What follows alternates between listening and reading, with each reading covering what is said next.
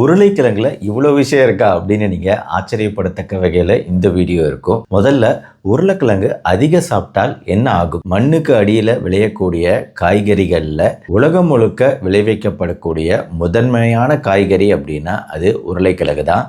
அப்படிப்பட்ட உருளைக்கிழங்கு இன்னைக்கு உலகம் முழுக்க பயன்படுத்திட்டு வரக்கூடிய இந்த உருளைக்கிழங்கு அப்படிங்கிறது நம்ம உடலுக்கு தீங்கி விளைவிக்கக்கூடியதா, நன்மை விளைவிக்கக்கூடியதா?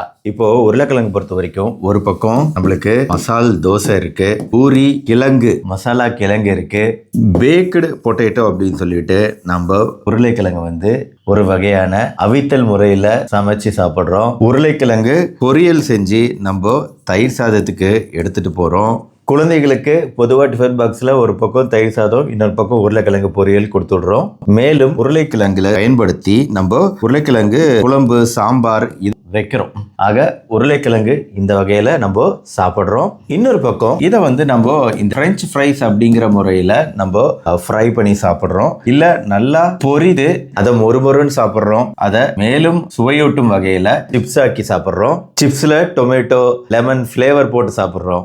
ஆக பெரும்பாலும் உருளைக்கிழங்கு அப்படிங்கிறது இரண்டு விதமா நம்ம சாப்பிடலாம். ஒண்ணு இந்த மாதிரி, இன்னொன்னு இந்த மாதிரி. அதாவது உருளைக்கிழங்கு டைரக்டா நம்ம பாயில் பண்ணி அதை குழம்புலையோ மசாலாகவோ சாப்பிடும்போது உருளைக்கிழங்கோட தன்மையை நம்ம மாற்றுவது கிடையாது. பேசிக்கலா நம்ம பயப்படுறது என்னங்க? உருளைக்கிழங்குல இருக்கக்கூடிய ஸ்டார்ச். இந்த ஸ்டார்ச் அப்படிங்கிறது மாவுச்சத்து. நம்ம உருளைக்கிழங்கோட அந்த சத்துக்கள் எப்படி மாறுது அப்படிங்கிறத புரிஞ்சுக்கிட்டோம்னா நம்மளுக்கு பல விஷயங்கள் தெளிவாகும். ஃபர்ஸ்ட் உருளைக்கிழங்கோட சத்துக்கள் பொறுத்த வரைக்கும் 173 கிராம் நம்ம உருளைக்கிழங்கு சாப்பிட்றோம்னு வைங்களேன், 168 கலோரிகள் கிடைக்குது. 37 கிராம் அதுல மாவுச்சத்து இருக்கு, 4 கிராம் நார்ச்சத்து, 5 கிராம் புரதச்சத்து. கூடவே ஒரு நாளைக்கு தேவையான வைட்டமின் சில 37% நம்மளுக்கு உருளைக்கிழங்கு மூலமா கிடைக்குது. B6 31%, பொட்டாசியம் 27% நம்மளுக்கு உருளைக்கிழங்கு மூலமா கிடைக்கும். ஆனா ஒரு விஷயம் என்னன்னா, பெரும்பாலான சத்துக்கள் உருளைக்கிழங்கோட தோல்ல இருக்கிறது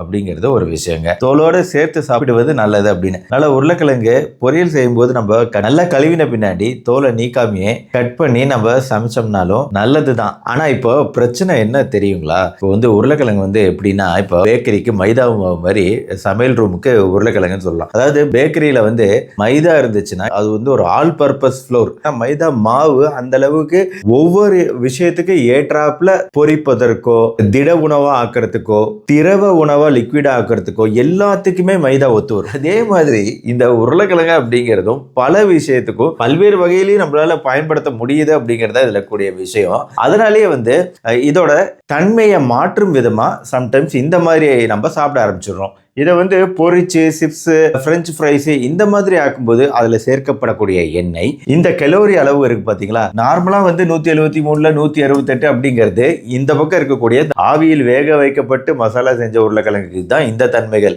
இந்த பக்கம் இருக்கக்கூடிய பொரித்த சிப்ஸ் வகைகள் அந்த உருளைக்கிழங்குக்கு தன்மையே வேற. அதாவது 168 அப்படிங்கிறது அது 2 மடங்கு 3 மடங்கா மாறிடும். எப்ப நம்ம இதை பிரெஞ்சு ஃப்ரையா சிப்ஸா மாத்திரமோ அந்த 168 300க்கு மேல மாறிடுது. மேலும் இந்த மாவுச்சத்தோட தன்மை அப்படிங்கிறதும் மாறி போயிடுது. பொதுவா உருளைக்கிழங்கு இருக்கக்கூடியது ரெசிஸ்டன்ட் ஸ்டார்ச் அப்படின்னு சொல்லுவோம். ரெசிஸ்டன்ட் ஸ்டார்ச் அப்படின்னா அது நம்ம சிறுகுடல் பகுதியில முழுவதுமா ஜீரணமாகாது, அப்படியே பெருங்குடல் பகுதிக்கு போகும். அப்ப பெருங்குடல் பகுதியில் இருக்கக்கூடிய பல்வேறு விதமான நல்ல கிருமிகளுக்கு உணவா மாறுது இந்த உருளைக்கிழங்குல இருக்கக்கூடிய ரெசிஸ்டன்ட் ஸ்டார்ச். இந்த ரெசிஸ்டன்ட் ஸ்டார்ச் ரத்த சர்க்கரை அளவுகளை குறைக்கிறதுக்கும் இன்சுலின் சென்சிட்டிவிட்டியை அதிகப்படுத்துவதற்கும் உதவி செய்யக்கூடிய ஒரு விதமான மாவு. இது எப்படின்னா, நம்ம உருளைக்கிழங்கு ஆவியில் வேக வச்சதுக்கு அப்புறம் கூல் பண்ணணும் அப்படின்னா இதுல அதிகமான அளவு ரெசிஸ்டன்ட் ஸ்டார்ச் நம்மளுக்கு கிடைக்கும். உருளைக்கிழங்குல இருக்கக்கூடிய இந்த மாவுச்சத்து குறித்து ஆராய்ச்சிகள்லாம் நடந்திருக்குங்க.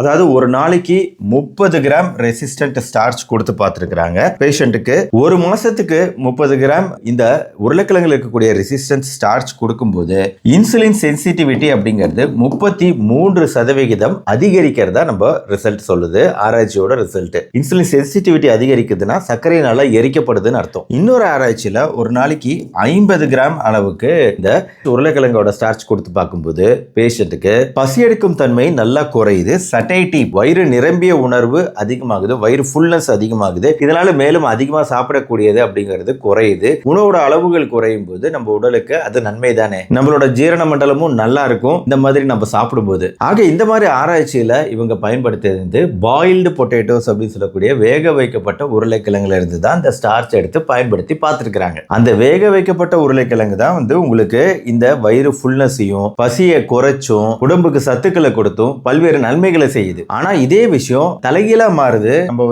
பிரெஞ்ச் ஃப்ரைஸ் பொரித்த உணவுகள் சிப்ஸா கொடுக்கும்போது ரெசிஸ்டன்ட் ஸ்டார்ச்சோட அளவுகள் குறைஞ்சு போகுது, சுவை மட்டும் அதிகமாகுது, ஆனா ரெசிஸ்டன்ட் ஸ்டார்ச் மாவு அப்படிங்கிறது குறைஞ்சிடுது. இதனால உங்களுக்கு மேலும் அதிகமா சாப்பிடணும் அப்படிங்கிற தூண்டுதல் அதிகமாகுது. ஏன்னா உருளைக்கிழங்கோட தன்மை மாறி போகும்போது எப்பவுமே இந்த பக்கம் சேஃப் தான். நீங்க கொடுக்கக்கூடிய குழந்தைகளுக்கு கொடுக்கக்கூடிய தயிர் சாதத்துக்கு அந்த மஞ்சத்தூள், மிளகாத்தூள், உப்பு இல்ல பெப்பர் ஏதாவது போட்டு வேக வைக்கப்பட்ட உருளைக்கிழங்க லைட்டா தாளிச்சு கொடுத்தா அது ரொம்ப நல்லது. ஆனா இதை கம்ப்ளீட்டா ஆயில் ஃப்ரை பண்றோம் அப்படின்னு சொல்லிட்டு தோசை கல்லையோ அதுலயோ போட்டு அப்படியே ஃபுல்லா அந்த ஆயிலே இதை வேக வச்சு எடுத்தோம் அப்படின்னா அது கெட்டதா மாறிடும். அப்படி நீங்க பண்ணாதீங்க. ஆவியில் வேக வைக்கப்பட்ட உருளைக்கிழங்க லைட்டா மசாலா சேர்த்து கொடுங்க, அதுதான் ஹெல்தியான மெத்தடு. அதே மாதிரி மசால், பூரி இதெல்லாம் சேர்த்தப்படக்கூடியது நல்ல நல்ல விஷயங்கள். இதனால உங்களுக்கு பிரச்சனையே கிடையாது. என்ன இப்படி சொல்லிட்டீங்க, பிரச்சனையே கிடையாதுன்னு அப்போ எவ்வளவு நாளும் கிழங்கு சாப்பிடலாமா? வயிறு கேஸ் வராதா? கேஸ் வரத்தான் செய்யும். அப்போ கேஸ் ப்ராப்ளம் இருக்கும் சில பேருக்கு இந்த உருளைக்கிழங்கு அதிகமா சாப்பிடுறது அப்படிங்கும்போது. எதுக்கு அதிகமா சாப்பிடணும்? அதான் விஷயம். நம்மளுக்கு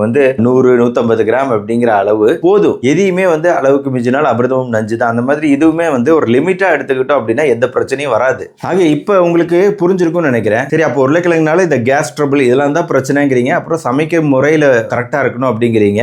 ஓகே, புரியுது. வேற எதுவும் இல்லையா அப்படின்னு கேட்டீங்கன்னா, இந்த பச்சை கலர் உருளைக்கிழங்கு அப்படிங்கிற ஒரு விஷயத்தை பத்தி குறிப்பிடப்பட்டிருந்தாலும் நம்ம ஊர்ல இது வரது கிடையாது. உருளைக்கிழங்கு பச்சை நிறமா மாறுது அப்படின்னா அது சூரிய வெளிச்சத்துக்கு உள்ளாகும் போது, அதாவது கிழங்கு பகுதி மண்ணுக்குள்ள விளையும் போது எந்த பிரச்சனையும் இல்லை. மண்ணுக்கு வெளியே தெரிஞ்சிச்சுன்னா அந்த கிழங்கு பகுதி அது சூரிய வெளிச்சம் படும்போது அதுல குளோரோஃபில் உற்பத்தி, இதனால கிளைகோ ஆல்கலாய்ட்ஸ் ஒரு விதமான நச்சுத்தன்மை அந்த பச்சை கலர்ல உருவாகுது அப்படிங்கிற மாதிரி குறிப்பிடப்பட்டிருக்கு. ஆனா நம்ம ஊர்ல அப்படி ஒரு நிறம் உருவாகுது அப்படின்னா அதை நீக்கிடுவாங்க. ஏன்னா யாரும் அதை வாங்க மாட்டாங்க அப்படிங்கிறது வியாபாரிகளுக்கு தெரியும். அப்படிங்கிறதுனால பொதுவாக அது நம்ம பயன்பாட்டுக்கு வரது கிடையாது. அது ஒரு நல்ல விஷயம். சப்போஸ் நீங்க அப்படி மீறி வந்துட்டாலும் ஒரு பச்சை நிறத்துல நீங்க அதோட தோலோ அதோட உள்பகுதியிலோ பார்க்க முடியுது, மைல்டா மெலிதா மாறினா கூட அதை பயன்படுத்தாதீங்க. அது நல்லது கிடையாது. கொஞ்சம் நச்சுத்தன்மை அதிகம் கொண்டது அந்த பச்சை நிறம் மாறும்போது. மற்றபடி கேஸ் ட்ரபிள் அப்படிங்கிறது நிறைய பேருக்கு வரக்கூடியது தான். ஏன்னா அந்த மாவுச்சத்து கரையாத நார்ச்சத்து இல்லையா, அதனால கேஸ் உற்பத்திங்கிறது நடக்கதான் செய்யும் குடல் பகுதியில். அது ஒரு வகையில